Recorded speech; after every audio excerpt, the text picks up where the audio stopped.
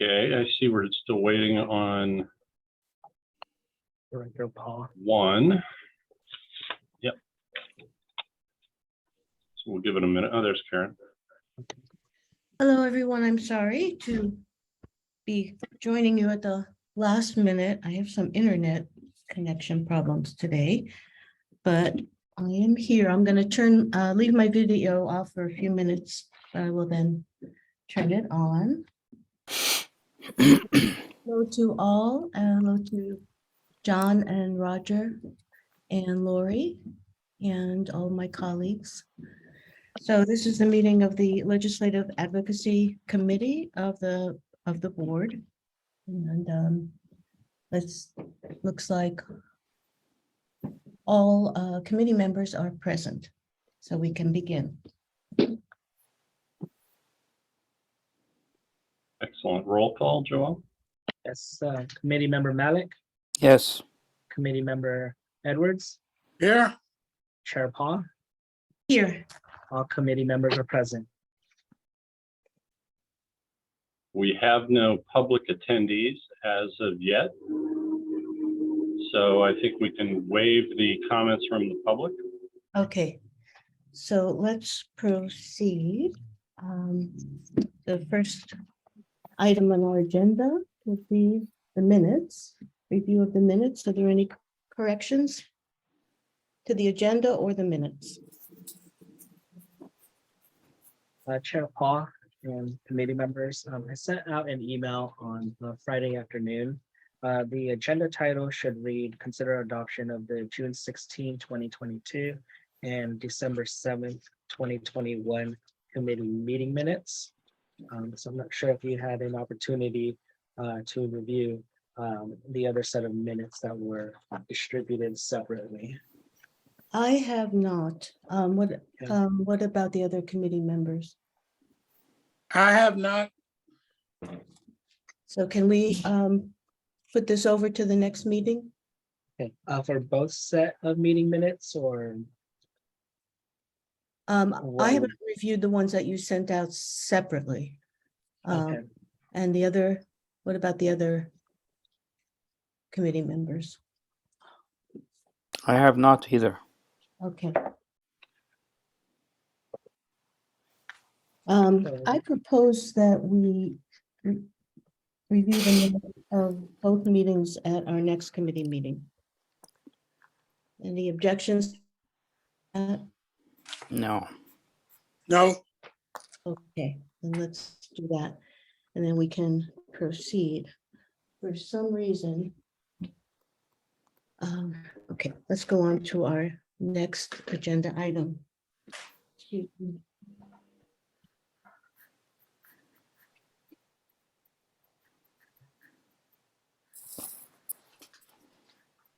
That's the report from the Ferguson Group. On Yes, yes, thank you. I see it. Ferguson Group, you have the floor. Thank you very much, Chair. Appreciate it. Board members, just to give you a brief overview of where things are in Washington. The House and Senate are currently in recess and until November 14th, following the midterm elections. They'll be in session for about 4 weeks, we anticipate, and a lot of work will occur during that period. Congress passed a stopgap spending bill, and really there are two major pieces of legislation that have to be dealt with during this period. One is the FY23 appropriations bill, which includes funding for the entire federal government. It's 12 appropriations bills that have to be dealt with, and Congress passed a continuing resolution to keep the government operating at FY22 levels. That extends until the 16th of the 16th of December, and we anticipate that there will certainly be a lot of effort made to try to get it done, get all 12 FY23 appropriations bills done by that time, and if not by then shortly thereafter. Typically the House and Senate will go right up to right before Christmas before finalizing things, and they may need a few more days. And my money's on the 21st when they'll actually step out, when they'll wrap up things. But in any case, we do expect it to be dealt with in this calendar year. The Inflation Reduction Act was enacted on August 16th, and this is another package of assistance that certainly the district will be interested in. It's the Inflation Reduction Act, and it provides a total of $737 billion in funding, including $369 billion in energy security, climate change, climate resiliency related funding, and many of the funding opportunities will be of interest to you and have implications or create opportunities for funding for water related activities as well. As well as obviously renewable energy opportunities are included as well. In terms of funding opportunities that may be of interest to the district, just recently, the Biden administration announced the first $20 million increment of funding that would be available under the Small Water Storage Project program. And basically, this is for surface and groundwater projects that have a very small storage capacity of relatively small anyway, 2,000 acre feet to no less than 2,000 acre feet and no more than 30,000 acre feet.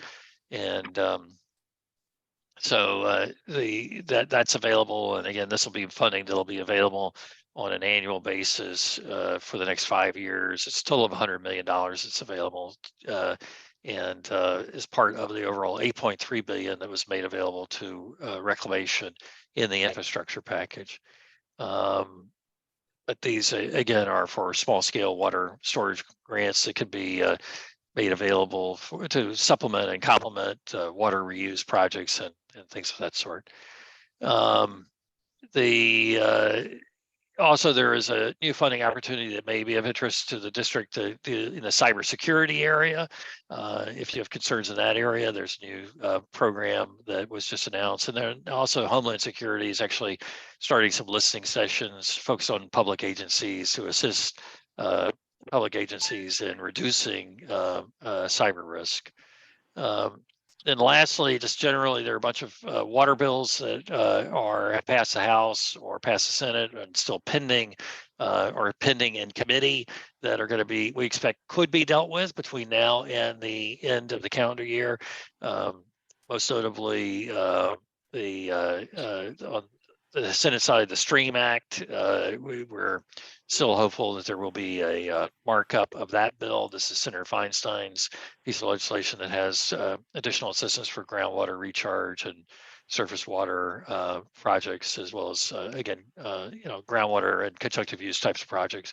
And then the House has passed a piece of legislation also that includes, among other things, the Representative Huffman's Future Western Water Infrastructure and Drought Resiliency Act. And then again, this continues to provide assistance for water reuse, desalination, drinking water improvements for disadvantaged communities, and again, additional assistance for groundwater conjunctive use projects as well.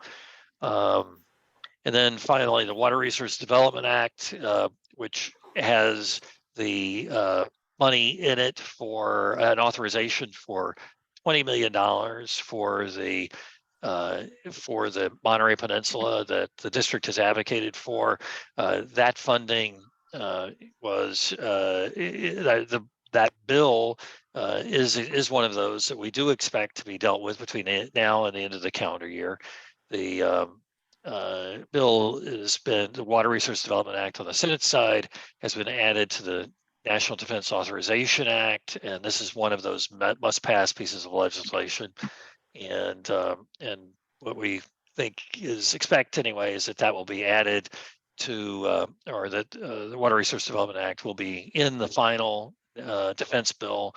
And again, we're certainly very hopeful and working towards trying to make certain that the House, or the current House provision, which again includes $20 million for Corps of Engineers to participate in a wide variety of water-related projects on the Monterey Peninsula, water supply, wastewater related and water supply related projects, as well as environmental restoration projects. That assistance, which has been requested by Representative Panetta, we are certainly hopeful that that will be in the final bill. And again, we do expect that will be one of those that will be dealt with between now and the end of the calendar year. So with that, I'd be happy to answer any questions that you may have. Well, let me add a couple of things if I may. You covered the Inflation Reduction Act, which is good. You also covered WRDA, which we will be convening a group of Monterey Peninsula water related agencies. So Marina Coast Water District, Monterey One Water, ourselves, some of the city departments, to see if we can't start enumerating potential projects for the WRDA bill under the assumption that it's going to go forward. Roger and I also talked late in the summer about a couple of watershed related funding opportunities through NOAA, which we're going to come back around to. Two of them in there are what's called the Transformational Habitat Restoration and Coastal Resilience Grant. I did turn on the Carmel River Watershed Conservancy on that one.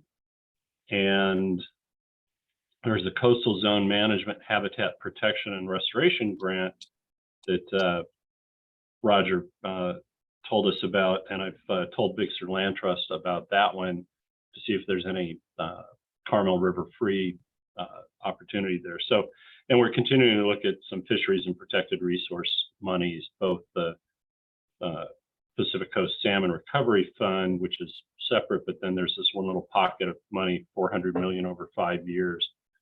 The hard part is most of our attention on the Carmel River has been absorbed by finishing off this Los Padres Dam and Reservoir study, which we hope to see the final out here in the next month. And on the WRDA side, we just we need to get a little bit smarter on the Corps' requirements. And Roger sent me some of that information. So as I said, we'll be getting together with my counterparts, trying to identify some projects. Hopefully a series of projects in the $1.5 to $3 million range where we can package them all up. Let me quickly screen share. A couple of you have seen this already, but and hey, it's not flattering of me, but here it is. Last Friday, Congressman Panetta was out at Monterey One Water, so I'm sure he would love more opportunities like this to show his commitment to infrastructure. Hopefully through that WRDA language that we've got in there. So, was that the first time that Congressman Panetta had been out there? No, he was out for the ribbon cutting, the groundbreaking. We managed to celebrate this project many times over. I think we celebrated the idea of it, but he's been out there quite a bit. But he specifically was trying to kind of improve his credentials on all the infrastructure spending. Good.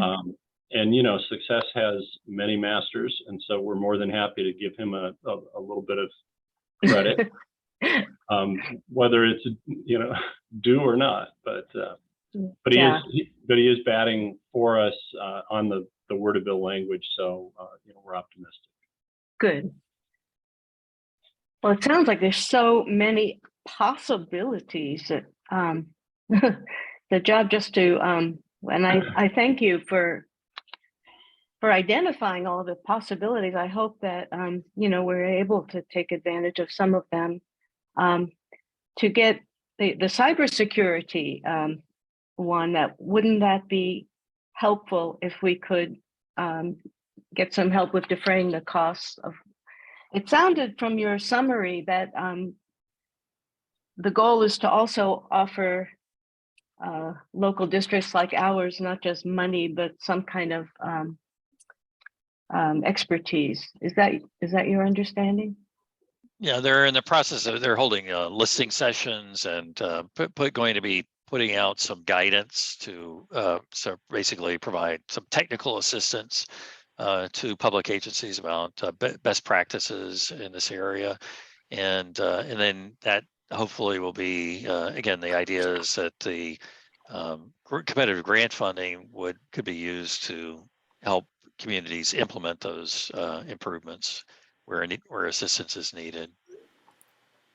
And again, water infrastructure is certainly, among those that are prioritized for, in terms of essential facilities. So there may be, some opportunities here.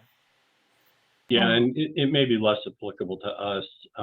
We do have some SCADA style communications with our Sleepy Hollow facility, but ASR is currently SCADA into Cal-Am's facility, not to us. And so it comes under their hardening, but the whole Internet of Things and the vulnerability of our, major national utilities is a big deal. So there is focus on it. Basically, we don't want a hacker to come in and mess with water supply or water treatment, at the wastewater end either. So, but we'll look at that. We just, Roger, you don't know this, but we just undertook a kind of a confidential cybersecurity audit, and we have needs, many of which we've either accomplished or undertaken, but there's still remaining needs out there. So we'll look at it.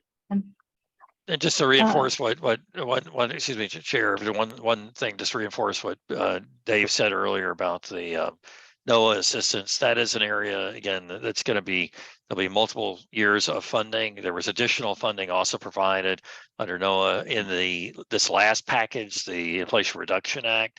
So, and I know the districts had, challenges competing for the Pacific Northwest Salmon Recovery funding, and targeting the coastal areas. But it's, I think that'll be a sort of a target-rich environment going forward.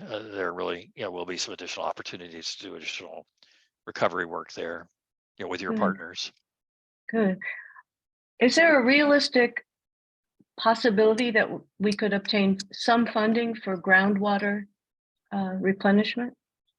Yeah, that's a task that we've put on to JEA and Associates, because we think our greatest chance is state level funding because of both stigma and the focus on groundwater.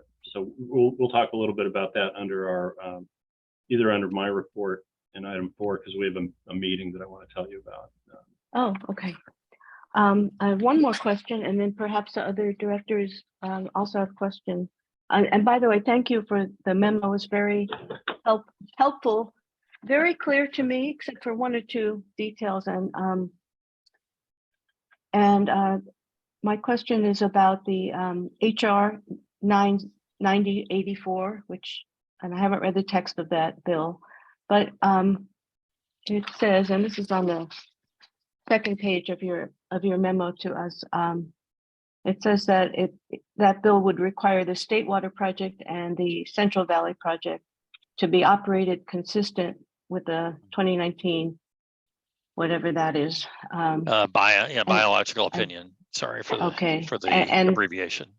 Okay, and authorize additional funding for water storage and other purposes. So can you explain that a little bit? Sure. This is a bill, to be very frank with you, that is a basic, one that we do not expect to move forward in any, even in this Congress, certainly, or in the next Congress. It's the basic concepts of this bill have been introduced in multiple Congresses, but Dave and I were talking about it before the meeting, and it's one that's gotten some attention. So this is Mr. Valadeo's bill. So this is all of the Republicans in the California delegation have introduced this piece of legislation. So I just wanted you to be, aware of it, that it was introduced. It is, but again, we do not expect it to, to go forward. Certainly as a package, there may be elements of it that would be, could be included in a piece of legislation that could pass the House and the Senate, but even with, anticipate in terms of the shifts in the House and Senate with the as a result of the midterm elections. This kind of legislation, to be honest with you, as is, would require more than 60 votes or 60 Republican members of the Senate in order to actually be to get passed, and then it certainly would, at least in this administration, would be vetoed if it were included in, dealt with at least in isolation by the current administration. So, but a similar piece of legislation was actually introduced when Republicans that were in charge of the House and the Senate, and Mr. Trump was president, and it was not able to move forward then. But and it's principally the focus on the sort of reversion back to the BIOPS of 2019 is sort of the main rub, with the bill. But there are pieces of it, again, that are in other pieces of legislation, and that, again, in isolation or could be dealt with and approved separately. Again, things that relate to water storage, both groundwater and surface water storage. There is assistance in this bill for that, and as well as this, similar kinds of assistance that are available and authorized in the STREAM Act or in other pieces of House passed legislation. Thank you for that. Okay, well, that answers that question. And you can always bet that anything that's named as grandiose as Water for California Act won't cover all of California.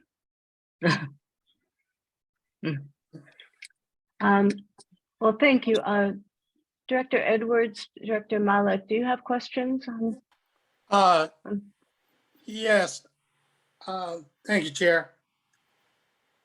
I would like to know, how long do a bill last?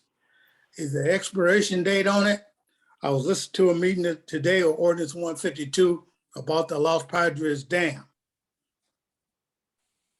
If we try to get funding for it, but we don't use it, how long do we have to use it? We got another bill out there. Well, we got a grant from a city, for a city, of $106,000.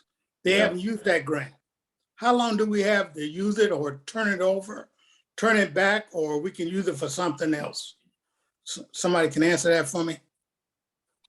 Well, I'll just, from the federal perspective, tell you, and I'm sure the state folks and Dave will have responses to the other monies, but in the federal level, typically in many of the programs we're looking at, there won't be an expiration period for the dollars for some of them. Others, they'll have typically a 2 to 5 year period for execution, and then some, actually have even shorter periods of time.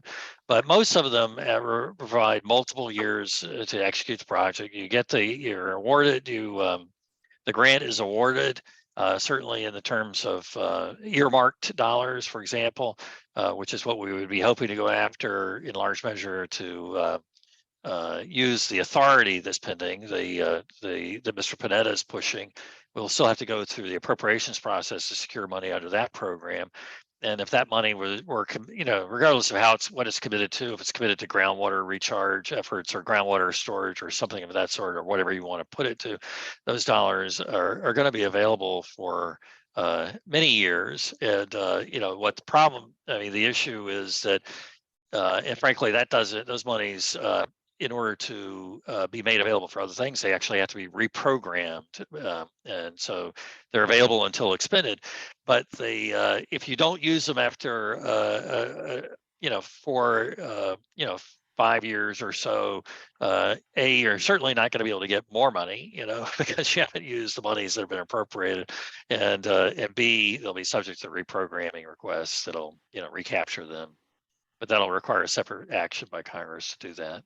Yeah, and there's been instances, and Roger, you can probably elaborate on this, where there's been awards made, I think it was in the Corps, it might have been in the Bureau, and it was evident that the projects are never moving forward.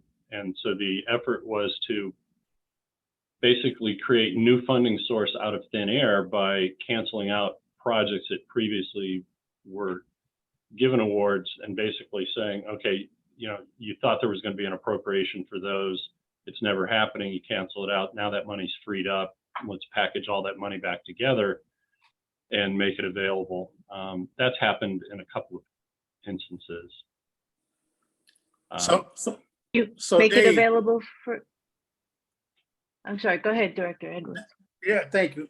So Dave, the Lost Padres Dam, which I was talking about today at ordinance 152.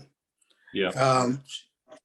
You're going to give the report at the end of the year, and a decision or something might come out of it or whatever. So is it a waste of time to start looking for money now? Because I don't think that dam going to go away. Yeah, I think it's a bit of a waste of time. What we attempted to do with the last earmark session, and frankly, it fell on me. I didn't get everything in on time for Padilla's office, and but we tried to earmark about, gosh, I can't recall now, 6.8 or some number for fish passage, under the assumption that no one was going to do the effort on the big part of the project for Los Padres, which would mean that somebody would say, well, while you're doing nothing for the next decade, then we need to address fish passage. And I think that'll come up again, where most of the stakeholders are going to want to kick that can down the road. And so big funding for removal or sediment transport or dredging probably won't be pursued, but then somebody either from Fish and Wildlife or from, more likely, from NOAA is going to say, well, since you're not doing anything about this dam, you do need to do something about the fish passage. And you heard a little bit about that on the committee meeting this morning, where we may have to notch the spillway or come up with some other spillway improvement so that the fish don't throw themselves over the spillway on the downhill passage. And then uphill passage, the cheapest solution is a vastly improved trap and truck operation. And each of those is kind of in the sweet spot of, $5 to $6 to $7 million. But there's more expensive alternatives as well. But that's what I suspect will happen. But it won't happen next year. It'll be after the regulators start to show some impatience over picking an alternative. And so then they'll say, deal with fish passage now and deal with tearing the dam down later. Okay, thank you. That's all I got, Chair, for that. Thank you. Director Malik, do you have any questions? No, I don't. Okay. Well, All right. Thanks, We- Roger. yeah, we thank you. Thank you. And I appreciate the summary, a lot of information, written and oral. All right, thank you. And thanks very much. And then we can move on to our next report. The state. Yep. So this is JEA and Associates. I see that both John and Lori are on, having joined us. They included both kind of a summary memorandum that was in your staff note, as well as a little follow-up on the legislative track, a little bit condensed. And I don't know, John, are you going to start or Lori going to start? Sure. Yeah, I'll go ahead and start. Well, good afternoon, Chair, committee members, and Dave. This is actually a very good time to give a summary report of where we're at, because the legislature adjourned the session August 31st, and this is the end of a 2-year session. The governor had up until the end of September 30th to sign bills. So now we know where things stand as far as what moved forward and didn't, and just died. And then we've got a number of other dates coming up soon. I mean, the current 21-22 session formally ends at the end of November. And then the new legislative session, the 23-24 legislative session, will be starting in December. I think December 5th is when they come in and are sworn in and so forth. So a lot of activity. We will be sending you a final report in the next few weeks as far as the 22 legislative session. There was a lot of activity at both the governor's office and the legislature. There were some huge issues that they were dealing with climate change. And there were a number of bills that were introduced there and budget funding for some of those items. The whole fire problem that we're facing, that we faced this year again, was a top priority.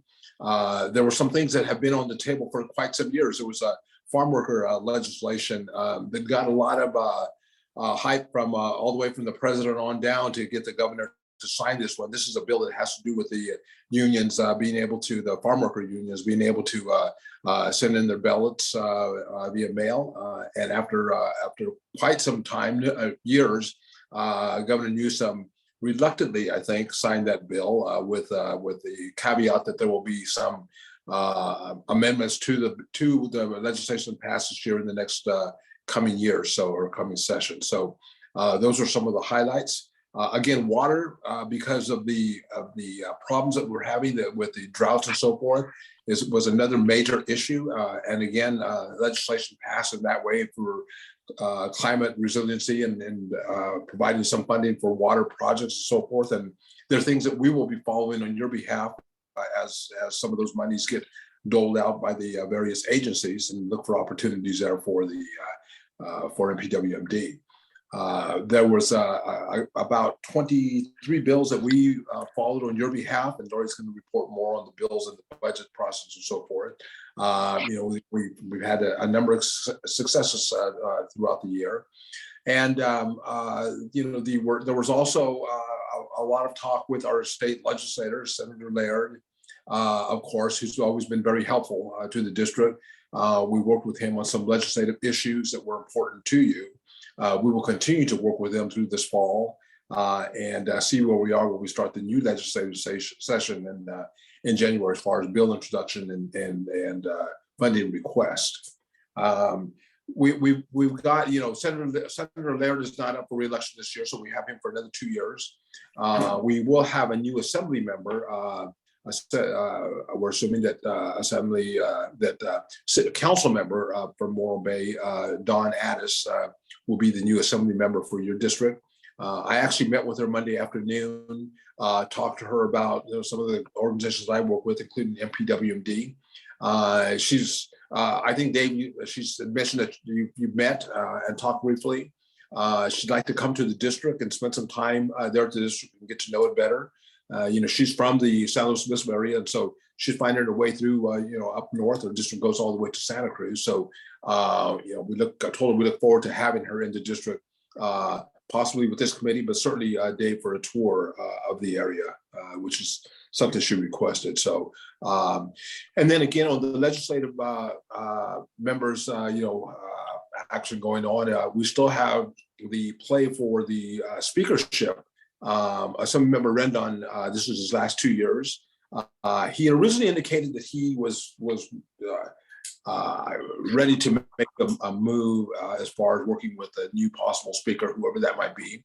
Assemblymember Robert Rivas, as you've probably been reading, has been a very serious contender for that. The last time I spoke to Robert, he was very much encouraged by both the commitments that he had from current members and the work he's been doing with the incoming members. So that could play out shortly after the elections, or at least by the time they meet in December for the swearing in, and may make that formal change then, if that's to happen. So a lot going on as far as the people who represent you in the area, and I think there's a lot of positive things going on that could be coming in the near future. So with that, I'm going to turn it over to Lori to get more into the nitty gritty of things that we have done this year as far as legislation and budget plays. So, Lori? Yes. I'd like to, excuse me, Lori, I'm sorry. I'd just like to interject one comment, and that is that one issue that interests me a lot and the district related to groundwater, our groundwater problems, is any legislation that seriously addresses agricultural practices that might help with reducing pumping in the Salinas Valley and elsewhere, but in our case, our local issue would be the Salinas Valley. And I read your summary of bills, and I see that at least one of them, maybe more than one, appears to address that to some extent. but I'd be interested in knowing if any of the bills that address this issue in a meaningful way have any traction, have any, and what the dynamics are. When you have that information, and it doesn't, you can address it now or later if that Okay. makes more sense. Okay. Okay, What was well, I'm in the memo, I'm reporting that this committee in March took positions on a number of bills. Are you referring to bills in the track? The legislative track that we did not have positions on, dealing with groundwater? So like the well- Stern bill, I'm guessing you're thinking. Well, first in your memo under drought resistance and drought response, water resilience, Mhm. let's see, which bill is this? That's, Um, those are budget measures. Budget, part of the budget. So there, Yes, 187 there's million. there's a lot of money for what you're talking about that we'll be looking at. Yeah, Yeah, but I think it's also just a message as a heads up. We should be kind of tracking some of those. There will be a bunch of new bills introduced in February, so. Yeah, and on With that the attention. extensive track, there are some groundwater bills on there that we did not take positions on, and we can go back and talk about those. it would be the groundwater sustainability plan. I mean, it seems like the plan locally is stuck because there's no apparent way right now to fund some of it. And it occurs to me that some kind of financial help for changing agriculture irrigation practices and reducing pumping might help unblock the impasse. So just. Okay, yeah, I'll go through that, what was in the budget, as well as the governor releasing his water supply strategy that has kind of general tropes of what they're looking at. And I'm sure he'll build upon his January budget. So, kind of going back to what John was saying in the legislation, a lot of legislation was axed, especially dealing with water, climate, environment. Those bills were held up in appropriations, essentially because they were going to be working them out in budget trailer bills. And this was the big deal that the legislature and the governor was working on. What got a lot of the attention was the climate deal in Diablo Canyon, of extending the life of that canyon in exchange for some big high ticket climate items. So, but of the bills that we took positions on, the one I pretty much want to highlight, they're not really any surprises, but the one that I think we're gonna, and Dave can speak a little bit more to it, that it kind of got chapped our hide, and we opposed it and signed on to the Aquas coalition letter and worked in tandem with them on advocating against this bill, is SB 1157 with Hertzberg, and this is regarding the indoor residential water use and the changes. And so beginning in 2025, we're going to 47 per capita daily, and beginning in 2030, it'll be reduced to 42. In earlier conversations with Dave, I think you guys are probably around 47 currently. Am I wrong, Dave? Well, it all depends on. We have two different problems in the way the math is done here. One is we do have winter irrigation, and there's no real good way to determine how much of that there is. In some communities, you're able to say, all right, take the wet months and let's look at average water supply, because that would be interior only, because you're supposedly not irrigating your shrubberies, your lawn and so forth. But we had irrigation going on here in February. So that's problem A. And then problem B is our population of second home owners or renters. Those are deemed to be household accounts. So it's part of the residential use sector. But when you divide to make a per capita number, you're dividing by known population, and they typically don't show up in the population census. So we've got actually more people here. So the number for total residential per capita usage is 59 acre feet. I'm sorry, 59 gallons per person per day. And you might say that 10 of that is potentially outdoor irrigation, washing cars, et cetera, et cetera. So, but the other piece, I worked with Monterey One Water. They did all the heavy lifting with their industry organization on water reuse. But there was a concept of a credit for communities that are using recycled water. And, you know, where we're at right now is 38% of our potable supply is from recycled sources. So in the early drafts of this bill, it was, oh, we'll give you a credit, you know, maybe 10% of your water supply, we'll give you a credit for recycled use. Well, if the expansion goes forward, we're going to be at, you know, over 50% of all water is recycled water. And so there's a feeling that we're not getting enough credit for that in pushing the indoor per capita all the way down to 42 gallons per capita per day. So we're on top of it, but I don't think it's going to be easy for us to get down to 42, given where we're at. And that's just going to be the way it is. But they've now tasked the state water board with coming up with formulas on how to actually compute interior water use.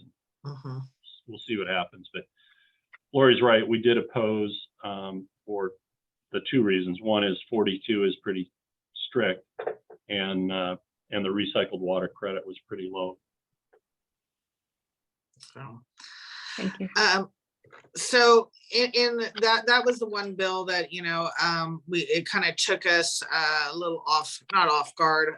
We knew that it had the momentum going in, but, you know, in looking at the opposition to it, you had, you know, more than dozens of cities and counties and every water district up and down the state. So we will be monitoring the water board and what the guidelines are of how they are going to be calculating getting to that 47 than the 42. But again, the big plays with water this year in the legislature has to go with the budget. You know, I think last time we spoke, it was the day after the governor issued his executive order asking everyone to go to level 2 and starting to put in restrictions on water use and through the agencies. He has done no further restrictions, and we're not hearing anything through the grapevine that he's going to be doing any restrictions this year. We anticipate, like he did last year, that it's going to come after they assess the water levels of snow impact and all of that, and that we will get more restrictions. And especially this is going to be coupled with his budget proposal released in January. But the legislature and the governor did, you know, do some significant investments in water and drought. So he signed a little bit before July, AB 179. It's the largest budget we've ever had, over $300 billion. Big investments in housing, climate, and consumer tax rebates, everything that we've heard. But he tied on to the drought response and water resilience package. And this gets to your point of where's the money? Where do we go to get it? So if you look at it, and you know, these funds are going into an existing accounts that we follow and then we monitor and all this and everything. So, but we're waiting on those particular guidelines. So, you know, you have $530 million to support water recycling and groundwater cleanup. So we'll be looking at that fund. We have 553, but that is for drought technical support for urban water districts, which we would not qualify, and smaller. So, but there's going to be some kind of expansion if we would like to get technical assistance, going back 280 to address fish and wildlife impacts associated with the drought. So we were always looking with that department and in trying to mitigate the wildlife and what our water plans are. And then you have your 187 to support agricultural water conservation practices. So this is where it's to, and they've been doing this over the years, and we've been very, very supportive of, you know, bringing agriculture and not only the technological practices and recycling of, you know, it should not be an either or of we can conserve water and still, you know, be able to have a fruitful, for lack of a better word, agricultural standing. And so a lot of that's been is being done in the Salinas Valley and up and down the state. So this is just adding money to what they've already been trying to practice in these technologies and providing technical assistance. A lot is going to be dumped 500 million into water storage. We also have wastewater areages through the low-income household water assistance program, $75 million. And this will be a one-time expenditure to support the California Agricultural Business Drought Relief Grant Program, provide direct assistance to agricultural businesses. And this is on top of what the governor did in mid-July is in his budget. I'm sure you heard the controversial $300 million to incentivize fallowing and to basically buy senior water rights in the agricultural community. Again, this was very controversial inside the legislature, and I do not see this being repeated in the next budget cycle. So the legislature is far more supportive over rather than taking these farms and their water rights offline and paying them to do so, is to have them online, but just, again, educating, providing technical assistance, financially supporting the technologies that will, you know, try to spread the water as much as they can. And then in August, what he said that he was going to do this new water strategy. Pardon me. This is basically saying that California is going to lose 10% of its water supply by 2040. And so he kind of laid out this long strategy, pardon me, of just kind of higher level ideas of what he wants to start pursuing next year, not only legislatively, but through the budget. We're going to, again, like this year, we're going to see it more through the budget. They have more control over that. And this is not going to be cheap. Any of these drought measures are going to be extremely long-term and expensive. And what the governor is really investing in is multi-year funding. So the 5.2 billion will, for some of these, the bigger projects will be over 2 to 3 years. And so what he will say in his January budget is already funded. He is notorious for doing that. And so it's kind of hard to follow the money and going back to it.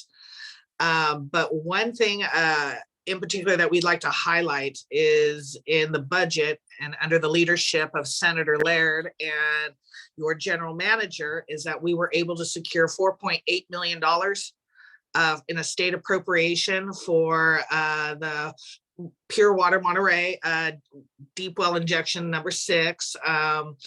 And in talking with Dave, the money is going through the water board and should be funded at the beginning of the year, but I'll turn it over to Dave to kind of give you further details on what that $4.8 million is going to go for. Yeah, well, it's going to go for deep injection well number 6 and a pertinent features, but yeah, they've come up with a system. So there's a division of financial assistance within the State Water Resources Control Board that usually oversee Prop 1 grants, state revolving fund loans, and so forth. So we've now been in contact with our person. There's 3 basic requirements. One is a project description, One is an electronic application filing, and the third is the resolution that this board adopted on Monday. So we will file that electronic application. I think next week is the target. And it's mostly so that they can then develop a funding agreement. So we'll get a draft of that probably at the end of the calendar year. And then it'll go final likely in the spring. So they're not the fastest moving, animal on the prairie here, but that's how it's going to go down. And we're doing it. We know who the person is. In fact, I got a picture of him up on my shelf from the ribbon cutting at Pure Water Monterey. So Monterey 1 has worked with him quite a bit, and we're familiar with him as well. So it's going pretty well. And we should have it this fiscal year, right? Well, it's going to be on a spending drawdown schedule. So depending on where that bid package lands, it could stretch across 2 fiscal years. But the appropriation is from the current, is actually the 22-23 budget. But that money will sit there, similar to what Roger said earlier. Once it's been identified for us, it'll still be there into the next fiscal year as we draw it down. But they're gonna hold us to showing receipts and that kind of thing. Congratulations, and we are very grateful. Yeah, it's a good one. And in the next topic, I've got a couple more things to add on the state level. Okay, so the next topic, kind of building on what John was saying earlier about working with Senator Laird's staff on a number of issues. We are currently working on setting up a meeting after the election with Senator Laird to discuss a number. Yeah, I might as well jump in on that one, Yeah. Laura. Yeah, go ahead. We've now set it up. They didn't like any of the dates we had. And then they asked for online, but then they said, oh, wait a minute. Can you meet with us in person on The 28th? Friday, the 28th? Right. You're holding that time available, right? I am. Yep. So we have that currently scheduled for 4 p.m. down at his district office, probably moved to the conference room around the corner, but which means it's probably not going to be set up for Zoom participation, but we could certainly include you guys in via, Apple three-party calling or something like that. Just leave the phone on the table. Greatly appreciated. Yep. Yeah, And so I guess while we're talking about that, why don't we just jump a little bit ahead and then we can finish up. But so our 3 priorities for Laird for the coming year are another attempt to revisit special legislation for our LAFCO situation, Measure J. And John, Lori, and I aren't in complete agreement yet. So when Luis Aleo was attempting to get 20 million and ended up getting 10 million for the Interlake Tunnel, he did it as legislation, and it was just a general fund appropriation grab. I think John and Lori have said that people frown on that, but I think our starting point is to show him draft legislation to grab some money for replenishment water for the Seaside groundwater basin, and then see where that leads. He may push back immediately, or he might say, let me give this to my people, and they'll push back later. But so 2 pieces of legislation, and then just a follow-up on our process for that 4.8 million governor's budget appropriation, just so he knows what we're doing on that. And that's really the subject area. I don't think we have any other identified bills that we want to bring to his attention, because we're not going to see anything really till February on that. So I'm sorry, what was the second piece of legislation? First was LAFCO. yeah, so the water supply planning folks, including Director Edwards, who's on this call, have said, part of the bluster of the Seaside Water Master has been, a desal plant's the only viable way to get protective water levels into the Seaside Basin to kind of double down on protecting against seawater intrusion. And we've since shown that Pure Water Monterey expansion has a huge surplus of water in the early years to do the same thing. But there's no real revenue source for buying the water. So this would be legislation that would introduce state general fund appropriation to buy water on behalf of the Seaside Basin. So, you know, we'll have to craft a story on how many adjudicated basins there are, and this may be the only one in Northern California, you know, et cetera, but it needs special attention because the ratepayers are, you know, getting hammered in all different directions. But anyway, I thought we would, and we're running out of time to do so, but I thought we could walk in with some draft legislation to kind of shake them into action, but that may or may not happen. It may be a term sheet at this point. Anyway, back to you, Lori. Yeah, so essentially that is what we're going to be working on with Senator Laird. As John was talking earlier, we will have the new presumed assembly member come in for a visit and talk about needs and whatnot as she's, you know, entering her term come December.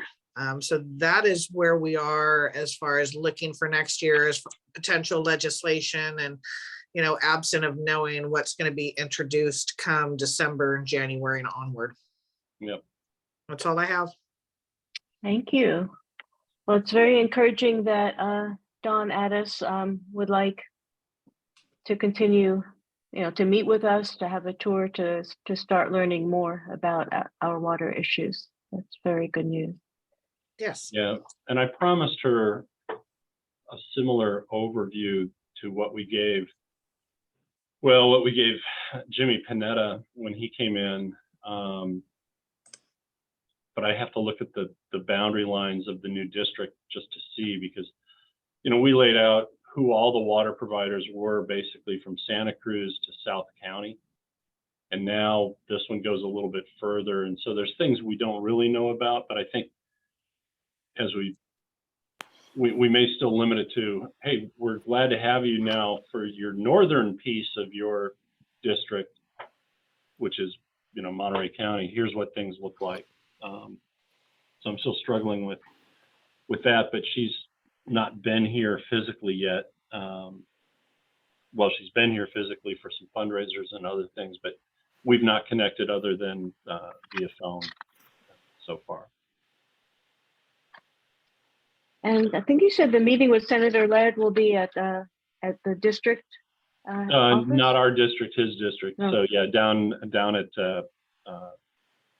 Custom House Plaza In Monterey. Yeah, he's got an office there. They have a little conference room around the corner. Yeah. Other questions from or concerns, comments from the other directors?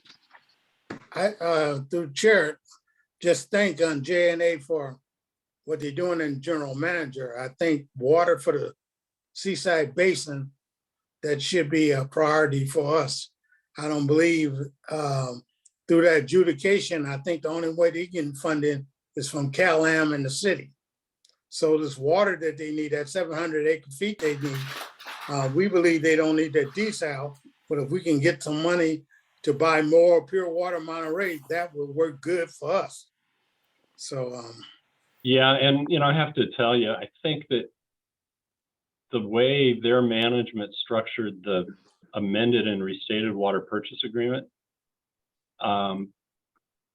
they might have wanted to rethink it a little bit, because currently they buy all 3,500 that we produce, but that's because that is less than their total need. With the river and with their allotment from the Seaside Basin and with the expansion, now the expansion can produce more water when added to the other sources than they need. And currently what they do is they get revenue recognition. We put it in the ground, they take it out of the ground a month later, even though it's not the same water, so we still meet the 2-month travel time issue. but they try to match their withdrawals roughly to our injection, you know, give or take 10 or 20 acre feet here and there. And so when they pay us, they get it into rates to get it from the customers pretty quickly. If they start putting it in the ground and don't take it out, then they're building an asset that's going to have different accounting treatment.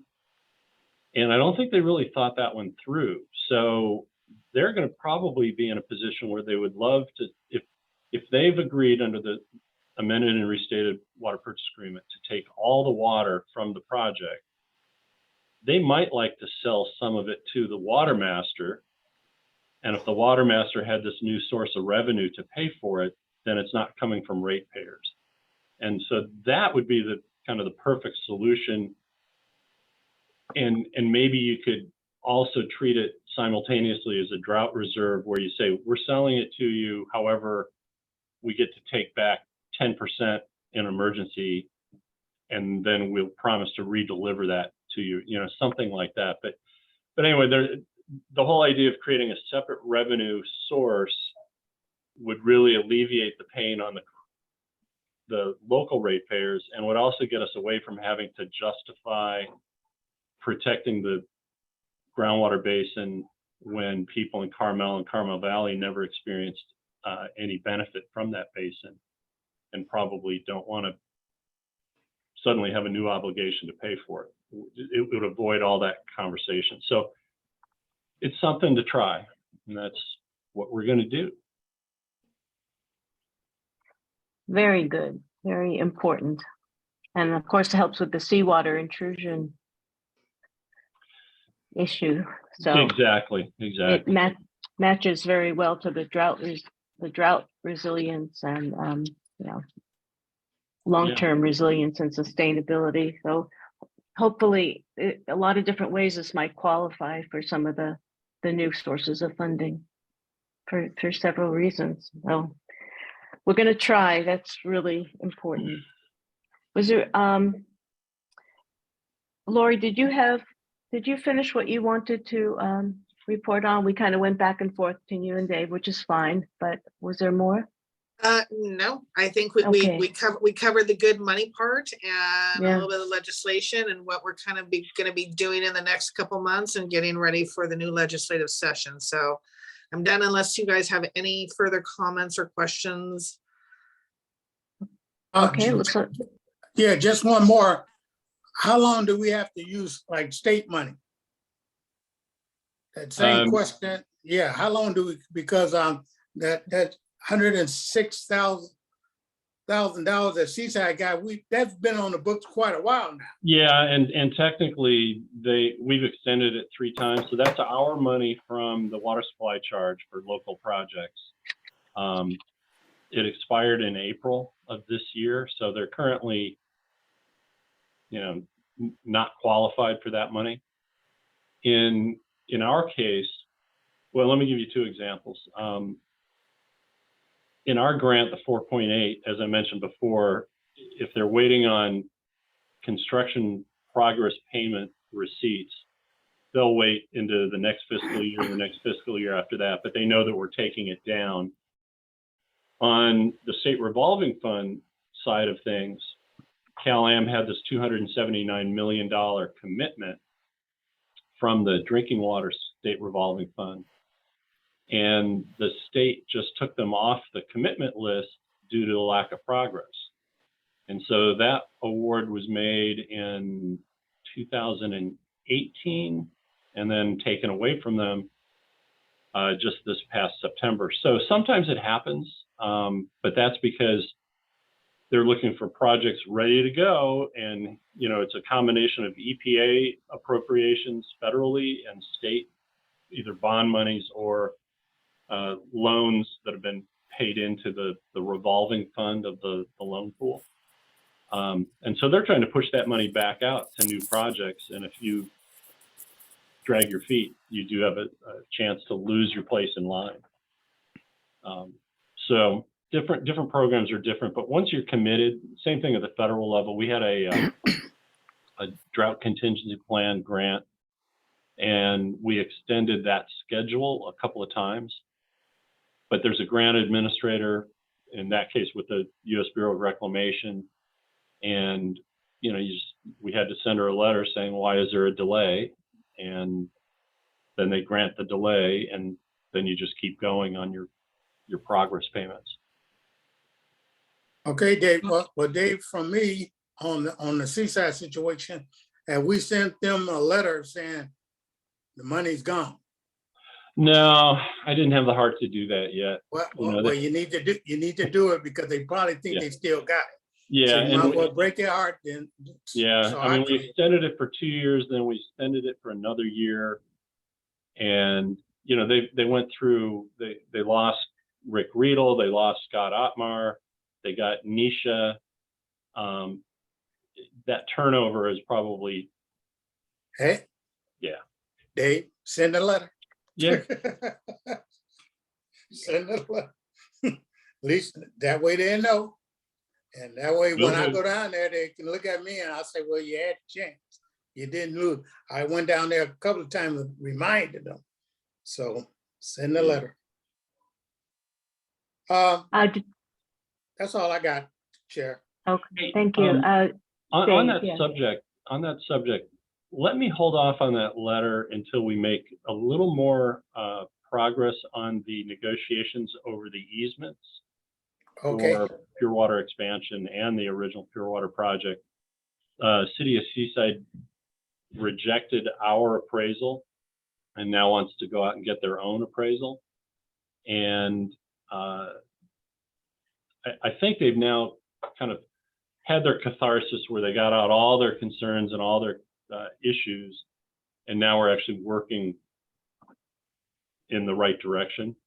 But the first meeting didn't go really well between our staff and the city staff. okay. So, Okay, I wasn't aware of any of this. So Yeah, that's first I heard of it, but keep us appraised of it.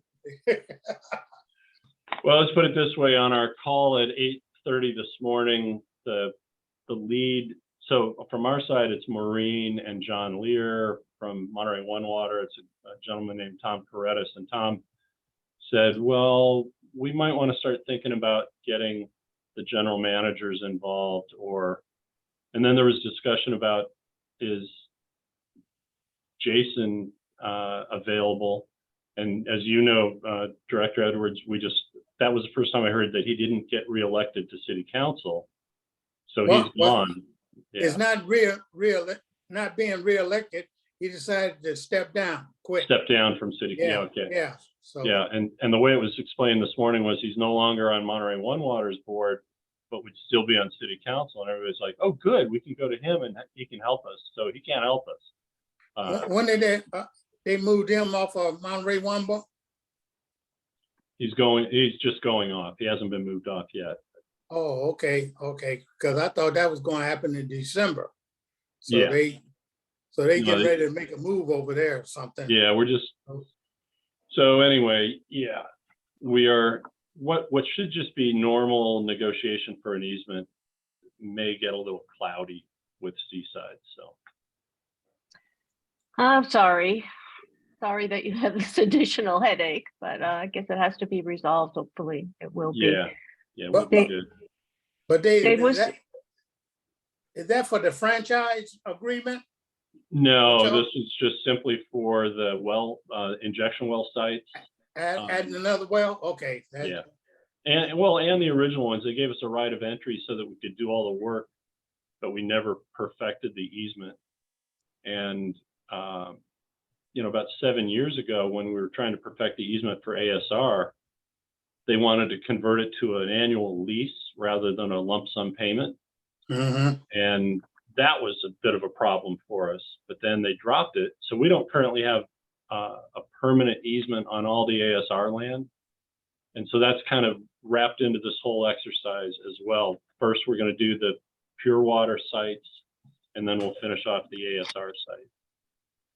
But yeah, they've got, a new city manager, new city attorney, and some new public works people. So learning experience. Good. One other Sacramento thing I wanted to mention is we were in a coalition opposing the low income ratepayer program that the state was trying to implement, primarily because they were trying to place the burden of developing those programs on the individual urban water providers. And under Proposition 218, we can't have subsidies the way investor-owned utilities can. So you can't have one class of customers subsidize the other class of customers. So in the context of Measure J, we've always said we'll take some of our property tax revenues and use that to subsidize the low-income ratepayers. So it's not being subsidized through rates being collected by the other customers. Problem is not every water agency has that ability. And so Aqua put a coalition together to say, hey, look, it's a very worthy cause, but it should be done at the state level, administered at the state level, and then the subsidy distributed back to all of the urban water public agency providers rather than making the public agency providers do it. There was some back and forth, but it passed out of the legislature and it's currently sitting on the governor's desk for approval, and Aqua is lobbying hard for him to veto it. So we'll see what happens with that one. That's the only other one that I don't think we talked about. Thank you. In terms of our next meeting, what would be good timing in terms of the legislative process? Yeah, John and Lori, I know you always like February, sometime after all the bills have been introduced, so that we know what we're looking at for the year. Is that still kind of the case? Yeah. Usually March is when. March after. We've got the all in front of us, We're gonna, because it's the start of a new legislative session, the introduction deadlines a little more spread out, so they'll have until the end of February, and then we'll have to go through them. And just a note on SB 222, the water rate assistance, it was vetoed by the governor. Oh, he did veto. Oh. Good, we got one. We got one. Yeah, we got one. Oh, Good thank deal. you for that update. Yeah. So yeah, if we could do that, and we will provide, we'll send it to Dave and he can send it to you, a summary when the governor releases his January budget proposal, which usually is a good roadmap to see where the governor is going with funding, where we are as a state economically, and kind of the trends. So you'll probably get that in the third week of January to review. Good, very good. Yeah, And I think on the federal side, Roger, I don't know if you've got one ear still listening, but October's basically over, and it was Senate only in session, I think. Although Jimmy was back there, so I don't know what he was doing. But when do you think would be an appropriate time to get back together? Our Sacramento folks are saying early. Yeah, March is fine. Yeah, that's fine. Yeah, because then we'll the budget request, federal budget request, is submitted the first Monday in February. We will have identified any earmark requests that you're going to want to pursue, but well before that, by late January, mid February at the latest. And so that timing is fine. Okay. very, very good. And we'll read the reports that you send, the updates and reports you send us in the meantime. We welcome them. And I think as far as the topics, it's pretty obvious it's follow up on all the issues you're already focused on and that we talked about today. Is there anything more that we should be thinking out in terms of future items for the agenda? I'm sure we'll come up with some, but Yeah, okay. All right. Roger, when do you produce this typically? That will be available, I would guess, by right before Thanksgiving. I think we should know what the final schedule is. It could go into the first week of December, but with a changeover in the Congress likely to occur, it may be an extra week or so. But Well, I suspect we may have a contingent back for that Aqua Casa fly-in in February, Right. late February. But myself, I'm not sure who else. We've got to put our thinking caps on the WRDA bill stuff. And you had suggested coming back to talk to the core and some of the committees. So I'll get back to you on that. But I think Right. we'll have to look at that calendar again. I think originally we said, oh, let's do something in October, and here October's almost over. So, Right. yeah. Okay. So any further questions for Roger, John, and Lori? I just want to thank Lori, John, and Roger for their efforts. Keep bringing in the money. Will do. I agree with you, Director. All So you right. can see our legislative priorities, right? Right. Yeah. Understood. So Yeah. I echo the thanks, and since our meetings are infrequent, so I do appreciate the updates that come in between our meetings. And Dave Stolt, you send them to all the directors, don't you? Well, when you say The them, legislative, yeah, the legislative updates yeah, from our consultant. Yeah. yep, I do. Okay. Yeah. So I thought- Sometimes you All want to right. read it, sometimes you don't, but yeah, it goes to everybody. Yeah. All right, everybody. All right. Thank you very much. Can the directors just stay on for one more moment to address the question of the minutes? Thank And you. then we thank you to our consultants, you. and we'll Thank see you. Thank you. see you Thank you. soon. Oh, Thank and let me give you guys an update. Cal DSAL just sent out a blanket email to its members asking for letters of support for the Coastal Commission hearing on the desal plant. So I forwarded that to all of the directors just so you can see what they're up to. But the things are amping up quite a bit. And then some of you saw the Rudy Fisher letter and analysis. So it's going to get a little murky, but I just wanted you to know to look in your inbox for that. We Yeah. will. As far as the minutes, so I apologize for being not well prepared on that. This is what I'm going to do. I'm going to reread both sets of minutes. If I have any corrections, I will send them to Joelle and copy Dave and the two other committee members. If you are able to review the minutes, in the next few days, and if you have any corrections, to send them to Joelle, that would be great, because so much time passes, we'll forget everything. And the committee membership might be different for the next meeting. So I would appreciate if you could just read the minutes, in the next day or so, and send any corrections you have out. All right. Any? Sounds good. Okay. Hey, Thank you hey, all. Yes. Thank you.